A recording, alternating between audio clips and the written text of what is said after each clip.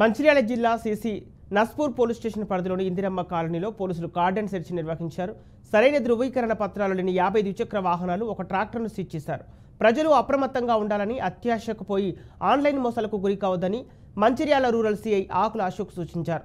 గంజాయి లాంటి మత్తు పదార్థాలకు యువత బానిసలు కాకూడదని, కెరియర్ పైన దృష్టి సాధించాలన్నారు.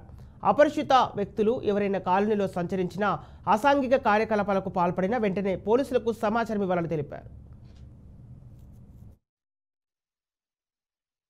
సిపి గారి మరియు డీసీపీ గారి ఉత్తర్వుల మేరకు ఈరోజు మన నస్పూర్ మున్సిపాలిటీలోని ఇందిరమ్మ కాలనీలో కార్డన్ సెర్చ్ నిర్వహించడం జరిగింది. ఇందులో ఒక 50 బైకులు, ఒక ట్రాక్టరు సీజ్ చేయడం జరిగింది. అదేవిధంగా మన కాలనీ వాసులకు ముఖ్యంగా గంజాయి మీద, అదేవిధంగా drunk and drive, traffic rules మీద, తర్వాత సైబర్ క్రైమ్ మీద అవగాహన నిర్వహించడం జరిగింది. అదేవిధంగా సీసీ కెమెరాల యొక్క వాటిని పెడితే ఎలాంటి లాభాల గురించి, వీళ్ళకు ఇంతకుముందు జరిగిన కేసుల గురించి కూడా అవగాహన సదస్సు నిర్వహించడానికి పబ్లిక్ కూడా, వీళ్ళందరూ కూడా, ప్రజలు కూడా మనకు ఒక 15 డేస్లో కాలనీలో మొత్తం కూడా సీసీ కెమెరాలు అమర్చడానికి అందరు సహకరిస్తామని హామీ ఇవ్వడం జరిగింది.